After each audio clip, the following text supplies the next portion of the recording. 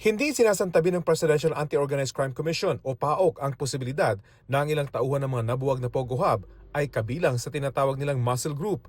Ayon sa PAOC, nagsisilbi ang mga ito bilang enforcer ng mga Pogo Hub. Ito yung mga retired military ng minsan ng China.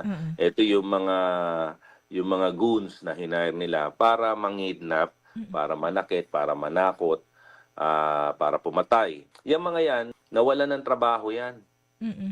Yung mga enforcer na yan, yung mga muscle ng Pogo, hindi naman po sanay sa computer yung mga yan. Sila po, ang talagang skills nila is pumatay at manakit at mangidnap. So ang ginagawa nila ngayon, naghahanap na lang po sila ng mga pwede nilang kidnapin. Ang muscle group kasama sa mga tinitinan ng PAOC na posibleng sangkot sa pagdukot sa 14 anyos na estudyante sa Taguig noong February 20. Ayon sa PAOC, bumuna ng task force para imbestigahan ang pagdukot. Tinitignan pa rin po yan, iniimbestigahan pa rin po yan. Ang alam ko, nagawa na po ng task force dyan. Ano?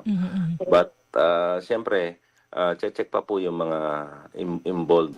Kaugnay ng mga umunay Chinese spy, hinihintay pa raw ng PAOC ang resulta ng investigasyon ng iba't ibang law enforcement agency kung may kaugnayan nga ang mga Pogo operator sa mga nahuling umunay Chinese spy.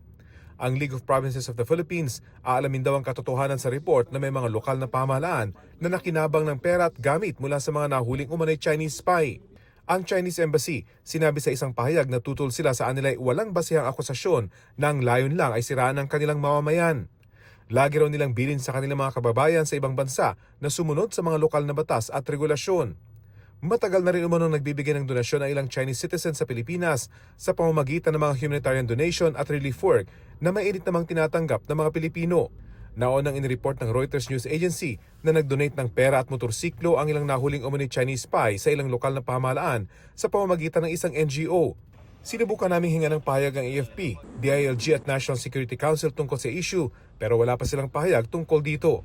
Kasama sa litrato sa isang award ceremony noong June 2024 si Cagayan Governor Manuel Mamba at 4 na naarestong Chinese nationals na hinihinalang espiya sa Pilipinas. Sinabi ng gobernador na walang natanggap na anuman ang kanilang lalawigan mula sa mga Chino. Hindi rin daw niya personal na kilala ang mga ito. Para sa GMA Integrated News, Rafi Tima Nakatutok, 24 Oras.